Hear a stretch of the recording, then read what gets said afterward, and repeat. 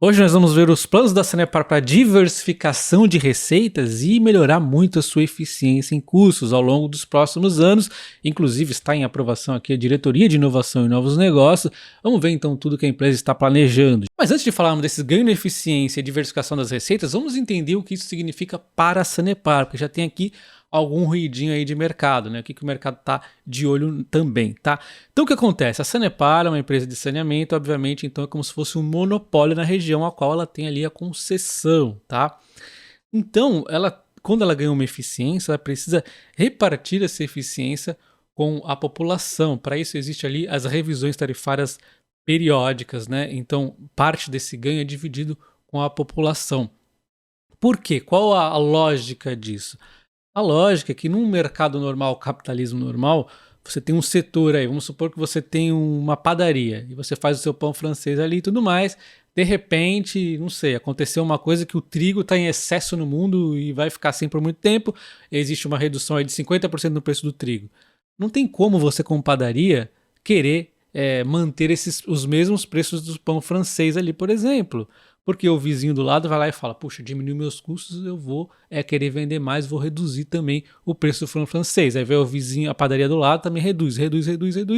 E assim todo mundo acaba aqui reduzindo, né? Então isso aí é a concorrência, né? Nivelando os preços aí. E aí todo mundo tenta ser o mais eficiente possível para cobrar o menor preço possível. Assim deveria funcionar o capitalismo para todos os setores, inclusive o setor de petróleo, né? Enfim, então como é que funciona aqui na Sanepar, que tem um monopólio? Ela não pode pegar todas as eficiências que ela vai ganhar e simplesmente ficar com o lucro todo para ela. Então existe essa revisão tarifária e aí tem lá a questão da parcela A, B.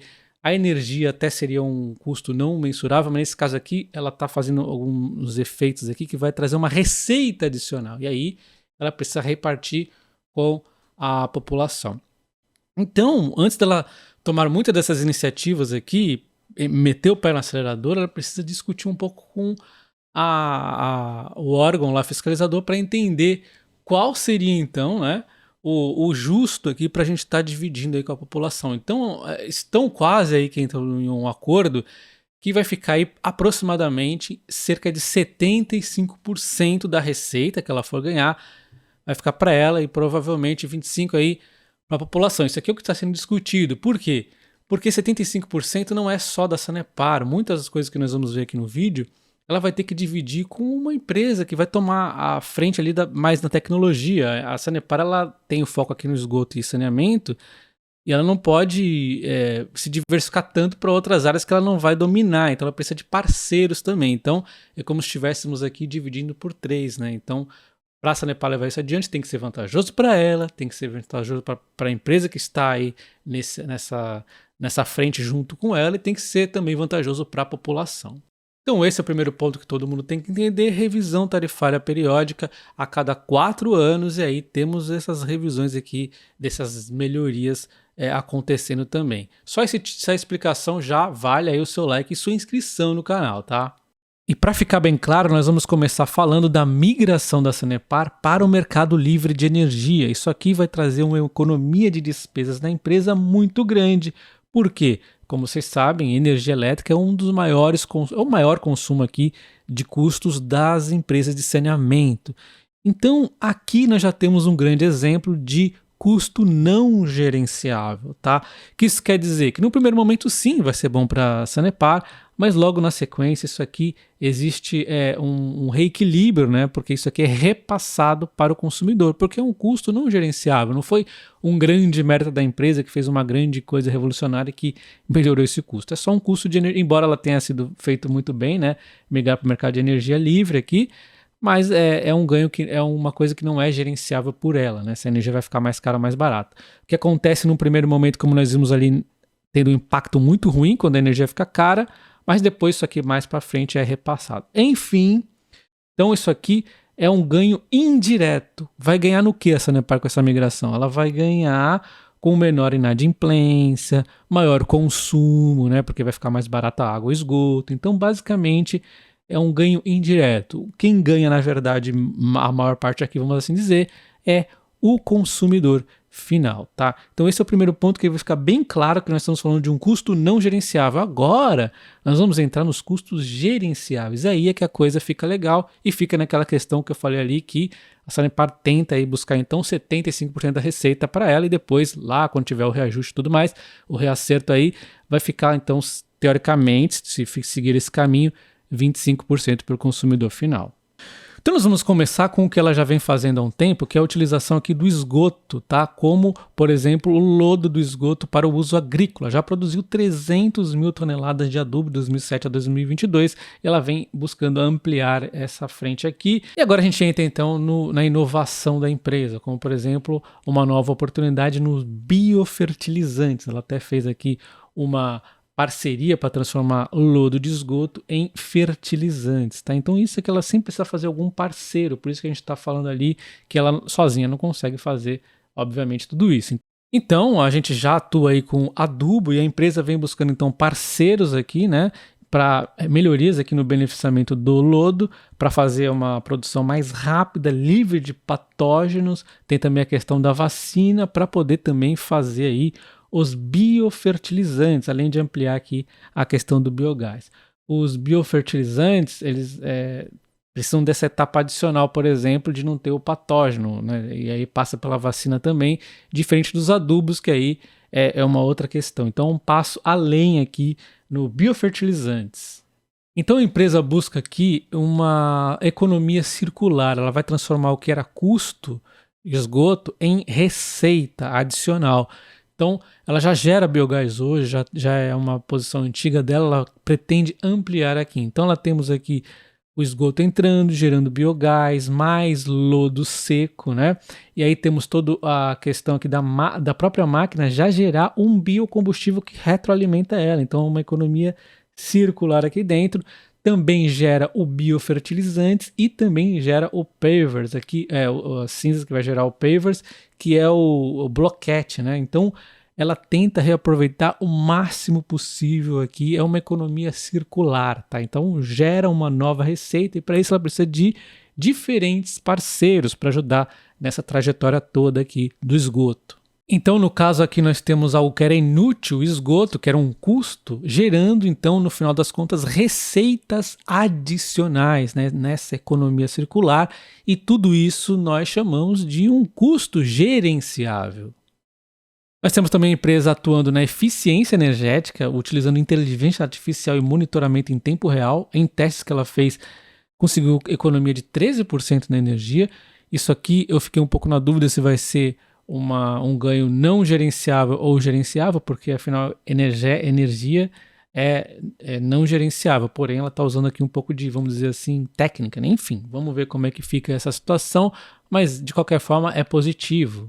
E como eu já disse outras vezes, a empresa também está atuando muito na redução de perdas de água, né? Então, existem várias frentes que ela está atuando e uma interessante aqui é onde ela utiliza monitoramento em tempo real para detectar vazões ali com parcerias internacionais que ela está fazendo. Então, bastante inovação e tecnologia também na questão aqui da busca por microfissuras, pequenos vazamentos aí acontecendo. E aí nós temos então as energias renováveis que vão entrar como uma forma de receita adicional. A parte hidráulica, que eu estou bastante curioso para saber mais detalhes como é que vai funcionar, um pouco diferente aqui, e ela vai entrar em mais detalhes em breve, tá? E aí nós temos a parte solar, que ela também tem aqui um esquema para estar aproveitando, e o biogás também aí, com inclusive perspectivas de mais crescimento à frente. E o biogás tem um ponto muito interessante aqui, que é o hidrogênio renovável, né? O hidrogênio verde, que tanto cobiçado aí pelo pessoal. Então, a empresa inclusive comenta que é muito mais barato a geração aqui do hidrogênio verde via aí o uso do biogás, por exemplo. É óbvio, para ela com certeza vai ser isso, porque ela não é uma geradora de energia. Para ela esse caminho é bem interessante, ela vai reutilizar aqui desde lá da questão do esgoto, aí vai virar o biogás, que vai gerar o biometano, né? E o biogás tem uma vantagem em relação à famosa aqui, eletrólise, né? Via aí energia solar e eólica, que elas ainda estão evoluindo para lidar com as intermitências da geração. O biometano pelo contrário, já pode ser aplicado ao modelo existente. É uma grande vantagem aqui, né? Então a gente tem o uso do biogás trazendo uma maior eficiência e um menor custo em relação à eletrólise e traria incorporação dos atributos ambientais e sociais para a cadeia de hidrogênio verde. Para produzir 1 kg de hidrogênio verde seria necessário então de 4 a 5 metros cúbicos de biometano. Então toda essa produção é limpa e aí ela vai estar então tendo uma perspectiva de um ganho muitíssimo interessante, novamente um ganho adicional, tá? Algo que é bastante promissor, tá? Se é promissor nas empresas de energia, você imagina numa empresa de saneamento, né? Utilizar o esgoto, que não é nada para fazer ao final das contas gerar hidrogênio verde, é fantástico. E nós continuamos com a empresa avançando bem aqui na questão da fibra ótica para uso aí na rede de esgoto. Então aqui tem 40 mil quilômetros de rede de esgoto, nas 10 maiores cidades inclusive já temos 17 mil quilômetros de rede de esgoto, mais de 5,7 milhões de habitantes, então tem aqui um potencial interessante. Tem a água de reuso também, que segue avançando. E nós temos a reserva hídrica do Iguaçu. Vocês se lembram que a Sanepar teve uma multa bem antiga, né? Que agora vem sendo paga, impactou no 4º trimestre, uma multa ambiental. Então, se não me falha a memória, foi aqui que ela investiu esse dinheiro. Então, aquilo que eu falei que era interessante, ela teve uma multa, um erro lá do passado, que ela tem que pagar, e que lugar mais interessante para aplicar isso, que vai trazer um benefício para ela também, traz um benefício para a população, mas também para a empresa, que isso aqui, inclusive, pode ajudar em futuras crises hídricas, tá? Então é um investimento que acaba tendo um retorno para ela, né? É o equilíbrio perfeito aqui, né? Você tem uma multa que ao invés de ir para o governo e ele torrar com coisas erradas que o governo sempre faz, ele vem aqui no investimento que é bom para todo mundo, inclusive para a Sanepar indiretamente. Então tá aqui, né? Interessante. Então tudo que nós vimos no vídeo até o momento é muito mais focado no investidor buy and hold, para quem está olhando o longo prazo. O curto ali pouco está refletindo, tá? Então, para mim faz todo sentido ver tudo isso que nós vimos. Então eu já espero que vocês tenham deixado o like, se inscrito no canal, né? E vamos falar então rapidamente aqui dos PPIs, né? Nós tivemos aqui a parceria público-privada, inclusive muitas dessas parcerias público-privadas a empresa vai utilizar também para essas inovações, conforme eu disse ali, né? Precisa de parceiros. E nós temos também na parte do esgoto para a questão do marco. Ela já fez essa aqui no centro litoral, onde conseguiu um deságio aqui de 30,6%. Então ela acaba aqui terceirizando a parte do esgoto nessas obras aqui. E ela fica como fiscalizadora. Então ela meio que divide aqui a região, né? E nós temos mais duas aqui para estar acontecendo também aí na sequência.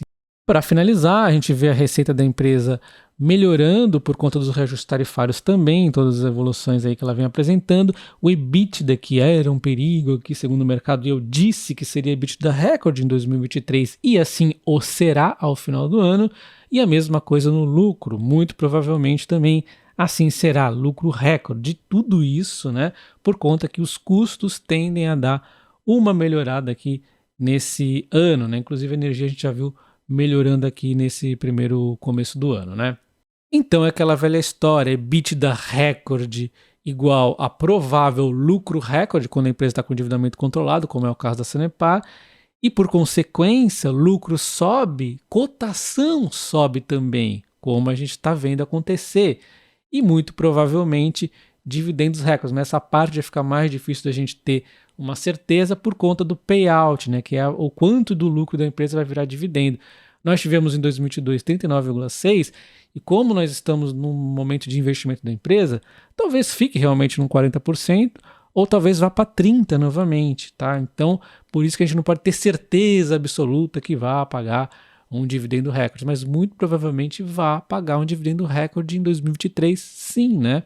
E aí, mais para frente, quando passar essa etapa de investimentos, a gente vai ter um payout mais legal, ali na casa dos 50%, e aí vai ficar ainda maior, nós vamos dar um salto no dividendo, tá? Então, é basicamente isso, né? A empresa está aqui no momento de investimentos e ainda assim pagando bons dividendos, está a um bom preço. Para mim, ainda é muito interessante. Infelizmente, sua cotação subiu um pouco, eu queria que não tivesse subido em nada, né? Então, quando a gente observa lucro de verde contra a cotação, o lucro nunca decepcionou, embora eventualmente ele dê uma quedinha, mas as cotações às vezes dão grandes oportunidades, né?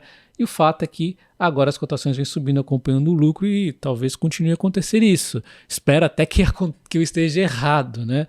E aí outro ponto interessante é que a empresa ela tem aqui um ganho tributário aí para tá recebendo de quase 4 bilhões, tá?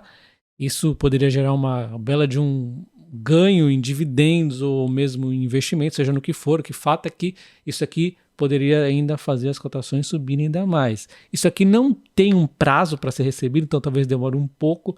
Ainda tem alguns enroscos para ser resolvidos, mas quando acontecer, aí de repente pode surgir um dividendo adicional, aí talvez a ação já fique mais cara aí. É só para ter no radar, enfim. Só a título de demonstração, esses quase 4 bilhões são bem representativos quando a gente olha o quanto a empresa pagou de dividendos ao longo de 2022. E aos membros do canal eu devo estar trazendo um vídeo adicional da Sanepar nos próximos dias em relação a dividendos e também uma perspectiva aqui diferente do preço teto que eu vou trazer, tá? É apenas R$ 7,99, muito mais barato do que a maioria dos canais. Eu tenho muito mais experiência do que a maioria dos canais, quase todos praticamente, além de fazer vídeos de extrema qualidade. Deixa o like neste vídeo aqui e considere se tornar membro para ter acesso a esses vídeos adicionais que eu faço, além de planilha de preço teto e tudo mais, tá? E considere também se cadastrar no meu curso de opções, link na descrição do vídeo no comentário fixado. Lá você vai aprender a fazer um dividendo sintético com as suas ações, vai aprender a comprar de forma protegida. E olha, um exemplo claro é a Vale, que é uma empresa que eu conheço aí há 16 anos, acompanho ela de perto e mesmo assim eu vou lá eventualmente e erro o momento da compra. E como eu sei que está no momento difícil de acertar o preço ali exato, essas compras protegidas me dão uma segunda chance de recomprá-la nas mínimas. Olha só, errei na primeira, vai lá a proteção ativada e compro na mínima. Fantástico, né? Então considere também aí se inscrever no curso de opções. O acesso é vitalício e via Telegram eu tiro todas as suas dúvidas. Inclusive novas aulas vão estar sendo gravadas aí nos próximos dias. Um abraço e até o próximo. Valeu!